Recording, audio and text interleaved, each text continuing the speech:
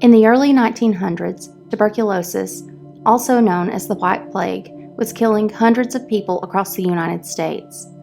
The highly contagious illness that usually affected the lungs of its host seemed to be quickly spreading everywhere, and at the time was the leading cause of death in the United States.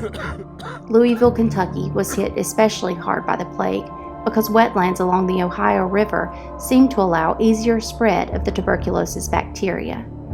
The city had the highest death rate from tuberculosis in the country in 1900. With the city in need of a space to care for the sick and contagious, they made the decision to open the original Waverly Hills Hospital in 1910. It was a 2-story building that could treat up to 40 patients suffering from mild tuberculosis symptoms.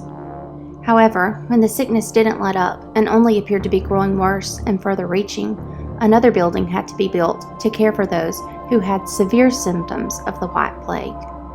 This building was opened in 1912. Then, in 1914, another building was opened to treat the children who were sick with tuberculosis and to house the ones whose caretakers were sick. However, the hospital was in constant need of repairs and still not large enough to treat all of the sick and dying people of Louisville. This is when the decision was made to build the massive 5-story hospital that we know today as WAVERLY Hills Sanatorium, which officially opened its doors in October of 1926. Due to tuberculosis being so contagious, the hospital operated as a town within itself.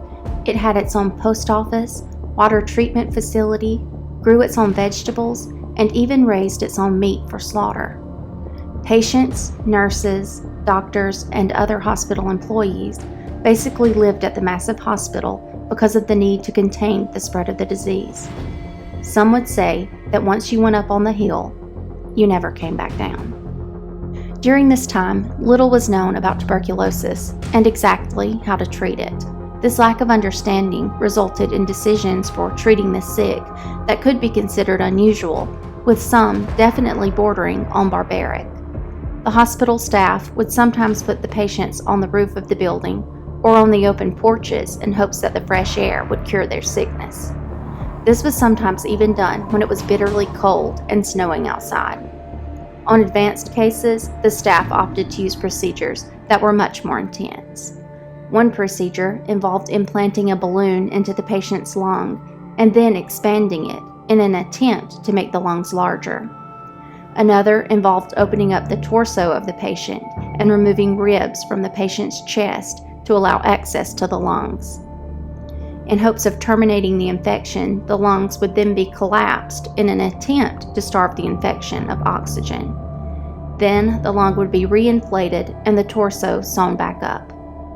As you might expect, many people did not survive this particular treatment, which had a 90% mortality rate, and it was only reserved for those considered terminal. Another treatment used was electroshock therapy. However, this was only said to be used on those who were severely sick. As you might expect, some of these treatment procedures did much more harm than good. In some cases, the treatment only seemed to put those who were in their last days through unnecessary torture and pain. Although the hospital was well equipped and well staffed, many people still passed away. Some say that up to 50,000 people took their last breath behind the cold walls of the huge sanatorium, and at least one patient per day would pass away. In an effort to hide the sheer number of daily deaths and try to cut down on the spread of the disease, the staff used a staff tunnel, later known as the body chute, to transfer deceased patients to an outside area where they could be picked up by a hearse and taken to a nearby mortuary to be quickly prepared for burial. Luckily, by 1943, an antibiotic called streptomycin was being used to successfully treat the illness. As less and less people became seriously ill from tuberculosis, the huge 180,000 square foot hospital was no longer needed as a treatment facility for it. The sanatorium eventually closed its doors in 1961. By 1962, it was reopened as an elderly care facility called Woodhaven Geriatric Care.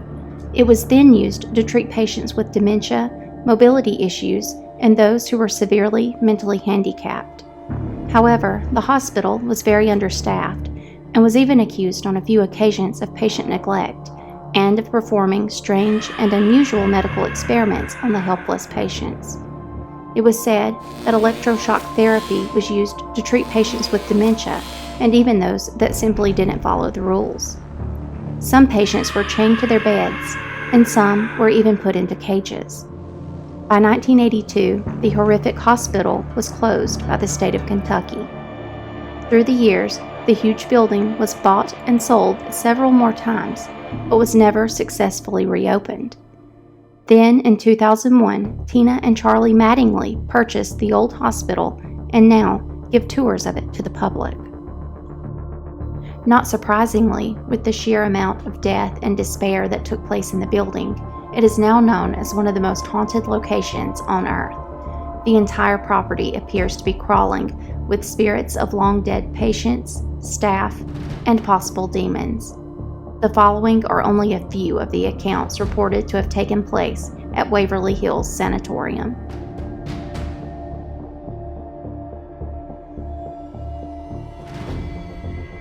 In 1928, a young nurse who was working on the 5th floor committed suicide by hanging herself in room 502. She was said to have been pregnant and unmarried. At the time, this was very much something that was looked down upon by some people, and the young woman had become severely depressed. Rumors swirled that the young nurse had become pregnant by one of the hospital's physicians, who then refused to have anything to do with the nurse or her unborn child.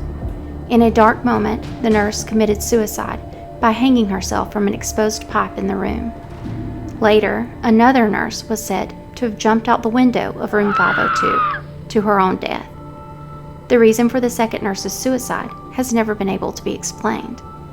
However, neither nurse appears to have left the building, and their spirits are known to haunt the area in which they died. Both nurses' ghosts have been seen walking the cold hallways of the 5th floor, still doing their rounds and tending to long-dead patients.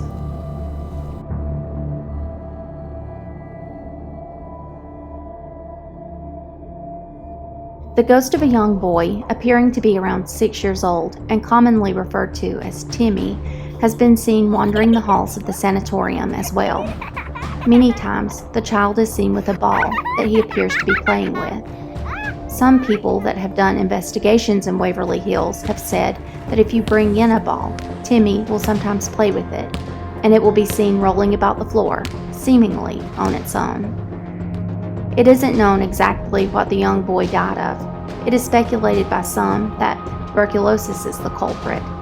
However, other stories say that the child was pushed out of one of the windows in the upper floors of the hospital. Regardless of how he passed away, the young boy's spirit appears to have made Waverly Hills his permanent home.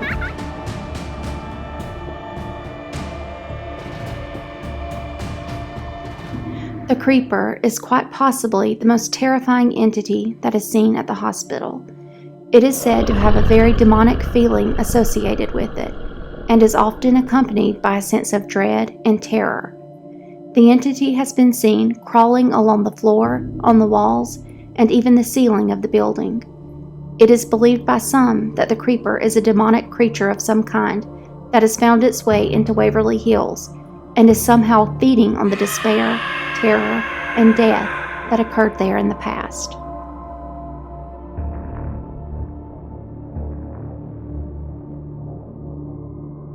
Many of the people who have investigated Waverly Hills have experienced seeing shadow people, with a lot of these sightings happening on the 3rd floor of the building. Sightings of these dark beings are probably one of the most common to occur while doing an investigation. Many have spotted these strange and terrifying entities on the roof area of the hospital and walking at the end of empty hallways, or seeming to peer in doorways of long, empty rooms.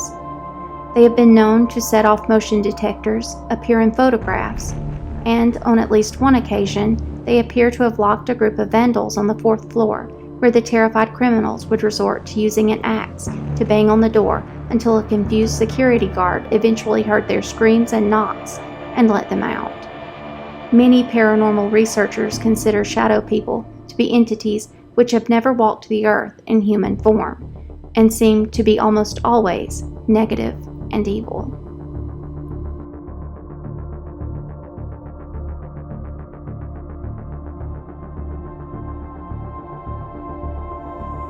Many investigators have spoken of smelling strange things while inside the hospital.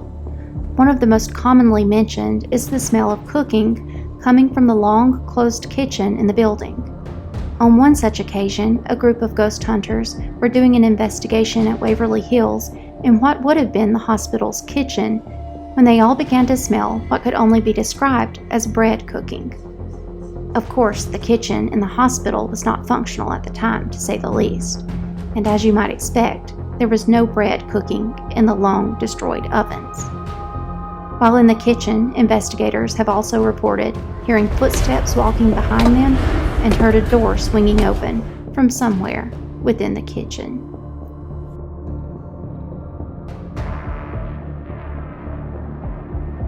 Electronic voice phenomena are sounds found on electronic recordings that are believed to be spirit voices. Some of these messages can be intelligent, meaning that they seem to be directly responding to questions or events going on in real time. Others appear to be unintelligent and more like a tape being played over and over again. These seem to be more of an imprint of an event than an actual spirit trying to communicate with the living. Not surprisingly, many EVP recordings have been made at Waverly Hills over the years. A growl has been recorded while one investigator was in the nurses' ward, as well as an EVP that had what sounded like multiple people all saying, "Yeah, I see them," as if referring to the investigators themselves. In the body chute, a spirit was captured saying 2 words, "Help me."